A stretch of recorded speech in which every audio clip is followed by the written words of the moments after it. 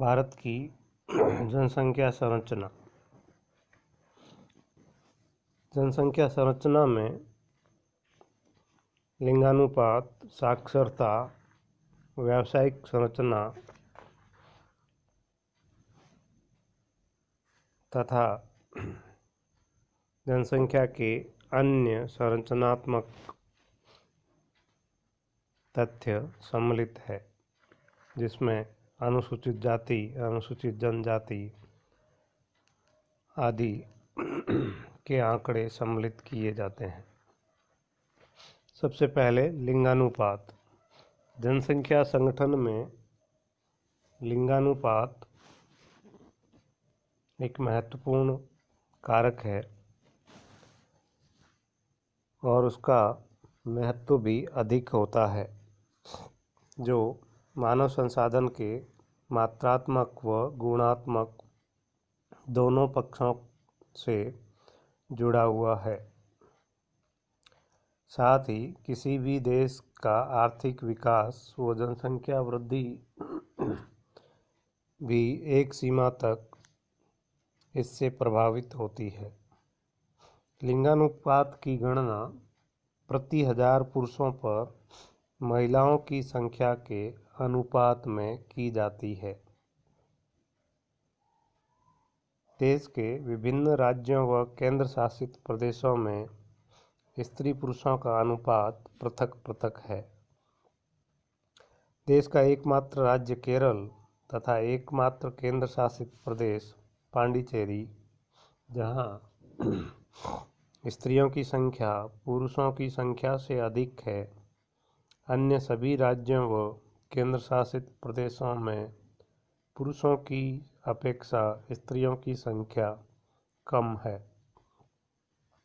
भारत में विगत शताब्दी में यौन अनुपात क्रमिक रूप से घटता गया है। प्रति पुरुषों पर स्त्रियों की संख्या 1901 में 972, 1911 में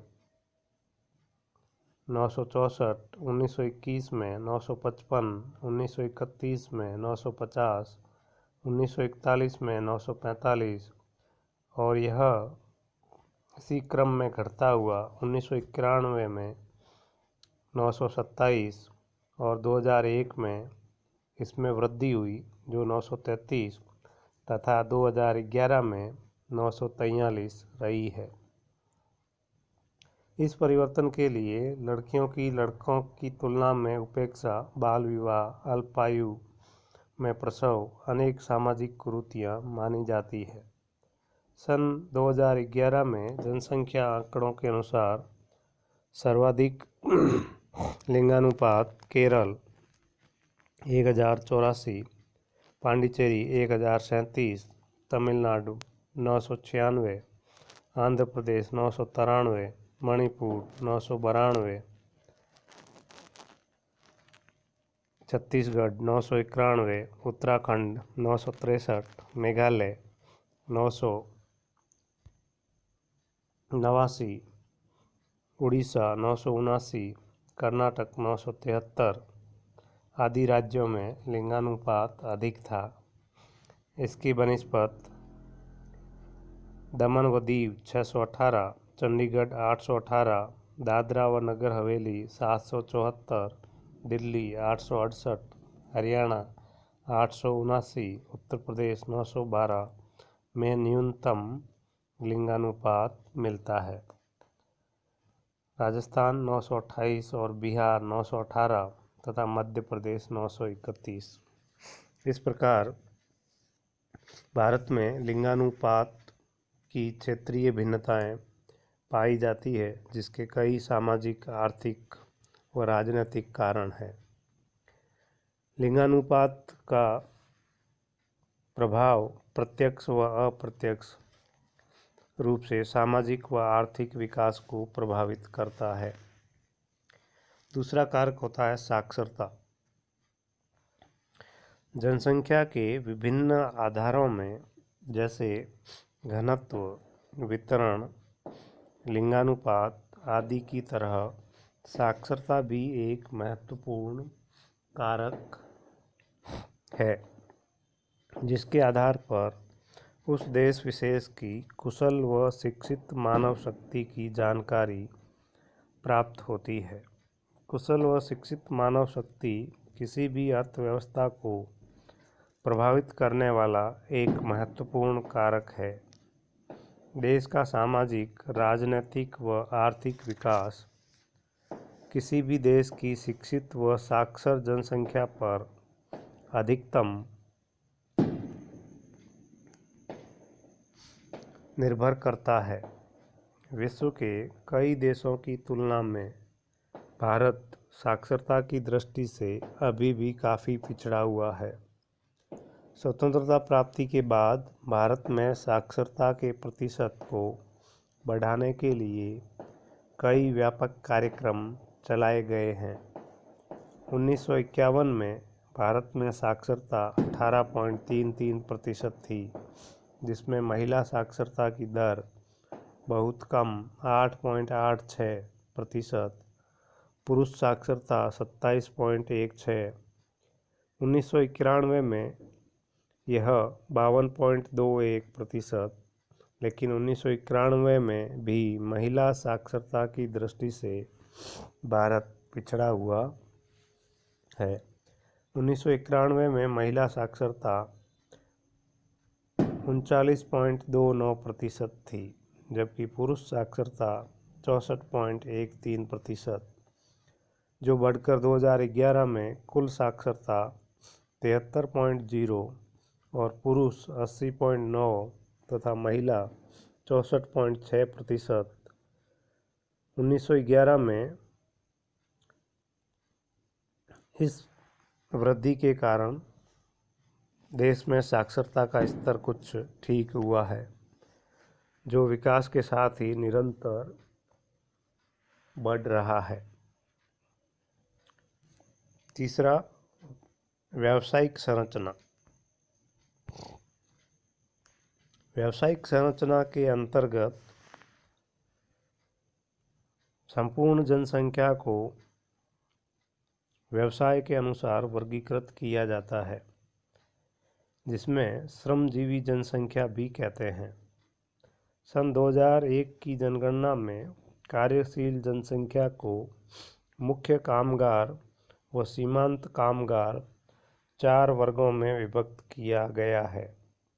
वर्ष में 183 दिन तक आर्थिक दृष्टि से लाभकारी काम में लगे व्यक्ति को मुख्य कामगार तथा वर्ष में 183 से कम दिनों तक काम पाने वाले व्यक्ति को सीमांत कामगार और सामान्यतः 15 से 59 वर्ष के आयु वर्ग के व्यक्तियों को ही श्रमजीवी माना जाता है।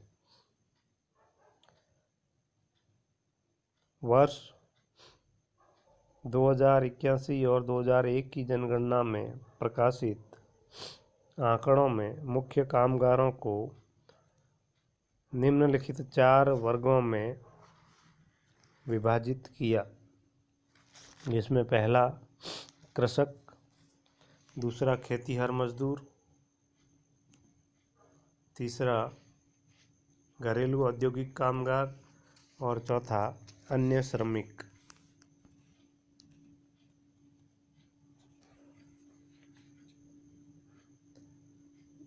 दो 2001 में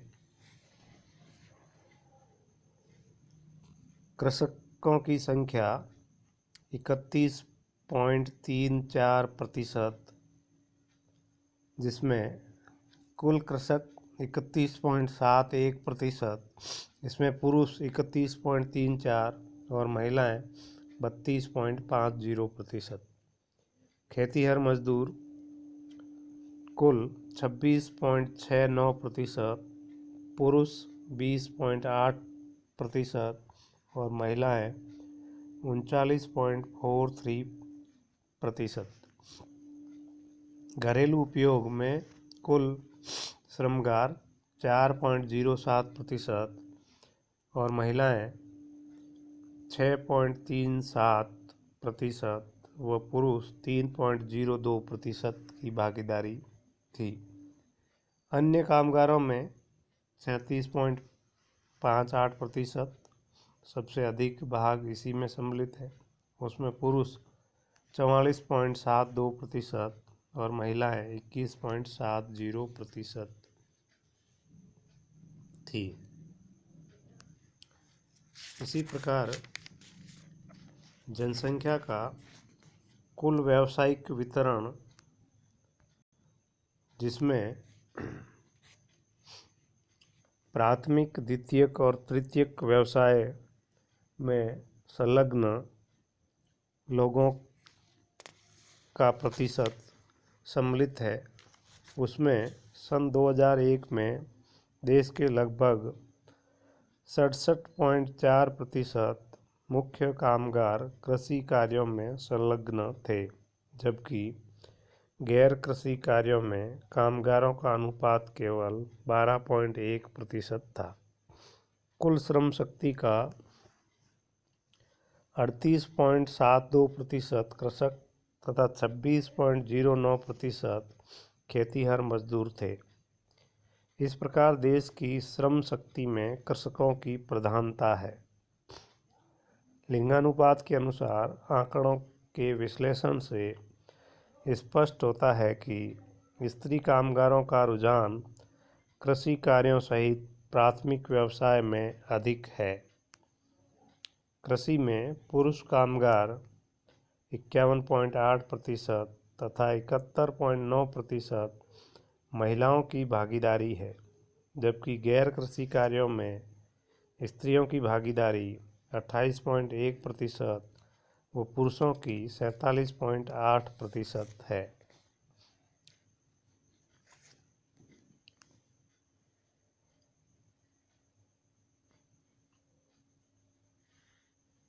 इसके अलावा जनसंख्या संरचना में अनुसूचित जाति व जनजाति के आंकड़े भी सम्मिलित किए जाते हैं।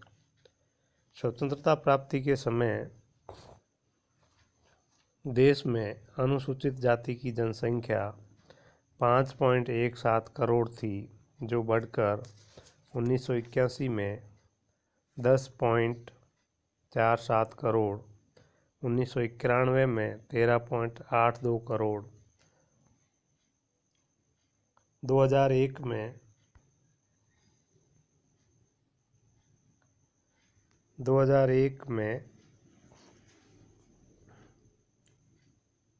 16.65 करोड़ तथा 2011 में 20.13 करोड़ हो गई, जो भारत की कुल जनसंख्या की 16.6% है। इसमें सर्वाधिक वृद्धि 1981 से 91 के मध्य हुई, जो 32% थी। सन 2011 की जनगणना के अनुसार सर्वाधिक अनुसूचित जाति के प्रतिशत वाला राज्य पंजाब है, जहां 31.9% जनसंख्या अनुसूचित जाति की है। इसी प्रकार न्यूनतम अनुसूचित जाति प्रतिशत वाला राज्य मिजोरम है, जहां अनुसूचित जाति का प्रतिशत 0.1% है। केंद्र शासित प्रदेशों में सर्वाधिक चंडीगढ़ में 18.9% है। कुल जनसंख्या की दृष्टि से सर्वाधिक अनुसूचित जाति के लोग उत्तर प्रदेश में रहते हैं। 2011 की जनगणना के अनुसार यहाँ अनुसूचित जाति के 4.13 करोड़ लोग हैं। इसके अलावा पश्चिम बंगाल, बिहार, तमिलनाडु, आंध्र प्रदेश आदि राज्यों में अनुसूचित जाति के जनसंख्या के लोग अधिक रहते हैं। अनुसूचित जनजाति की जनसंख्या। भारत में निवास करने वाली जनजातियों में मानव शास्त्रीय विविधताएं मिलती हैं। इनमें अधिकांश लोग दुर्गम जंगली क्षेत्रों में और पर्वतीय क्षेत्रों में रहते हैं, जिनके धार्मिक विश्वास, अनुष्ठान व संस्थाओं संबंधी विविधताएं पाई जाती है।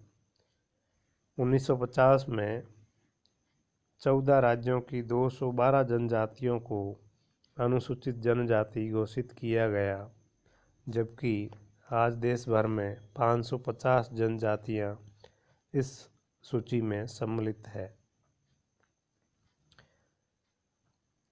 सन 1951 में भारत में अनुसूचित जनजातियों की जनसंख्या 2.25 करोड़ थी, जो 1961 में 2.99 करोड़, 1971 में 3.80 करोड़, 1981 में 5.36 करोड़, 1991 में 6.77 करोड़, 2001 में 8.35 करोड़ तथा 2011 में 10.42 करोड़ हो गई। जहां 1951 में जनजातीय जनसंख्या कुल जनसंख्या की 5.6% थी, वह बढ़कर 2011 में 8.6% हो गई। 1951 से 1961 व 1971 से 81 के दौरान इस सूची में जनजातियों को और सम्मिलित करना भी वृद्धि का एक कारण है।